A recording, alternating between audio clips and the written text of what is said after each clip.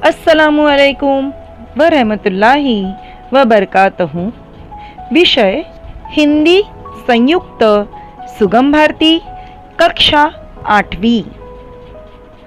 पाठ क्रमांक 3, गाना बजाना। रचनाकार राम वृक्ष बेनीपुरी। आज हम इस सबक के नीचे के पाठ्य पुस्तक में के स्वाध्याय देखने वाले हैं। सूचना के अनुसार कृतियां करो। 1. संजाल पूर्ण करो। सवाल, पाठ में आए हुए बाजों के नाम।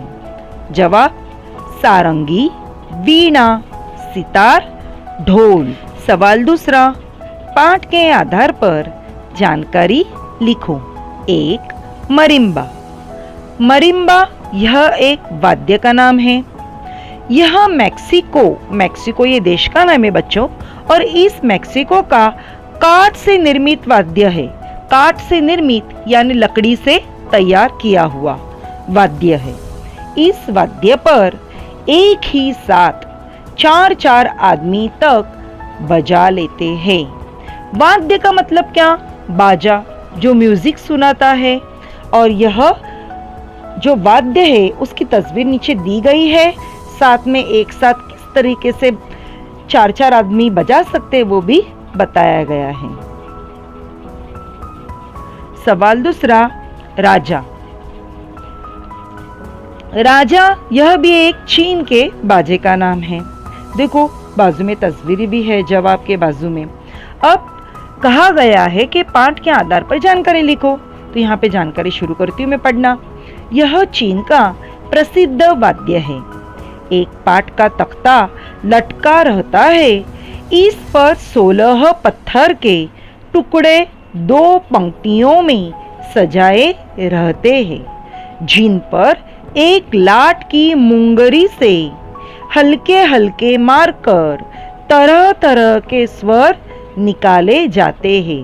मुंगरी की भी तस्वीर बाजू में दी गई है बच्चों, आप ध्यान से देखिए। सवाल तीसरा, लिखो।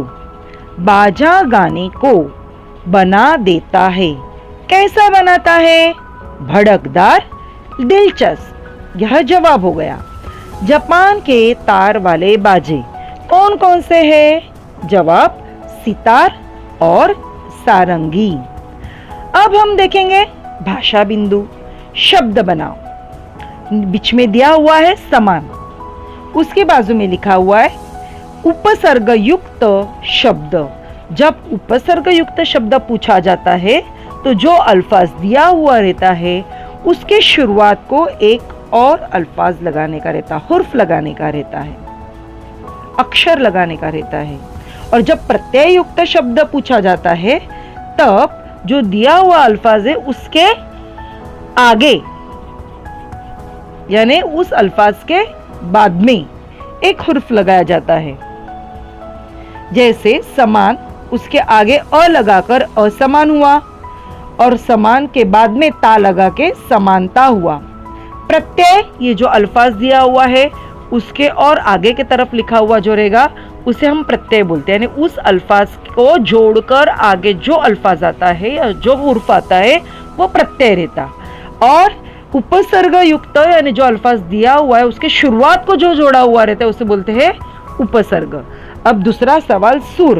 सुर के शुरुआत को अ डाले यानी उपसर्ग युक्त हुआ, असुर। और बाद में आखिर में आगे ला डाले यानी प्रत्यय डाले, इसलिए हुआ सुरीला। आ, पाठों में आए सर्वनाम ढूंढकर उनका वाक्य में प्रयोग करो। यहाँ पे मैं थोड़ा बताना चाहती हूँ कि बच्चों, जिसमें जान है या जो बेजान है, जो दिखाई देता है या जो दिखाई नहीं देता है, जिसमें भावनाएं हैं, जिसमें तादाद है, ऐसे अलग अलग चीज़ों को रखे हुए नाम को नाम कहते हैं।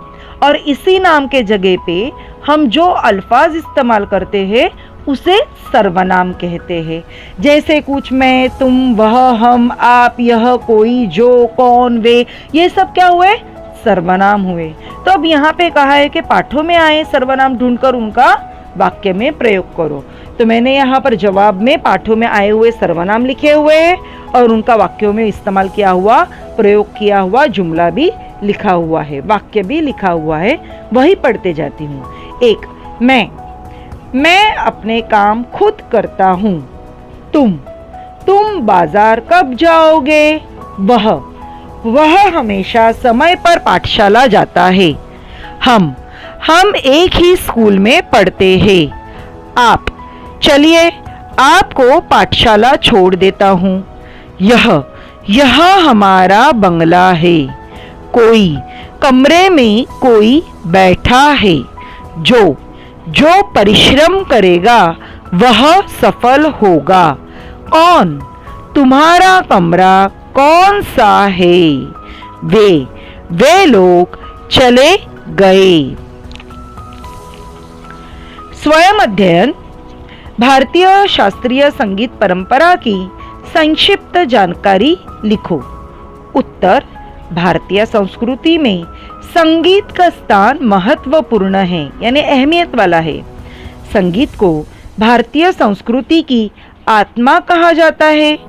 संगीत हमारे देश के लोगों के जीवन में रचा बसा है।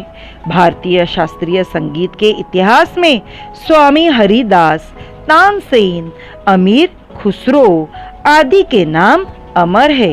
इस परंपरा को तब से लेकर अब तक अनेक गुणी कलाकारों ने समृद्ध किया है और आज भी समृद्ध करते जा रहे हैं। भारतीय शास्त्रीय संगीत में दो प्रकार प्रचलित है। एक है हिंदुस्तानी शास्त्रीय संगीत और दूसरा कर्नाटक संगीत। हिंदुस्तानी शास्त्रीय संगीत सारे देश में प्रचलित है। कर्नाटक संगीत दक्षिण भारतीय राज्यों में बहुत प्रचलित है। हमारा हर शुभ काम शुरुआत संगीत से होती है। इस तरीके से हमारा आज गाना बजाना सबक के नीचे के पाठ्य पुस्तक में के सवाल जवाब समझ कर लिए हैं और अब हमारा यह सबक खत्म हो गया है। इसलिए बच्चों मैं कहती हूँ धन्यवाद, शुक्रिया।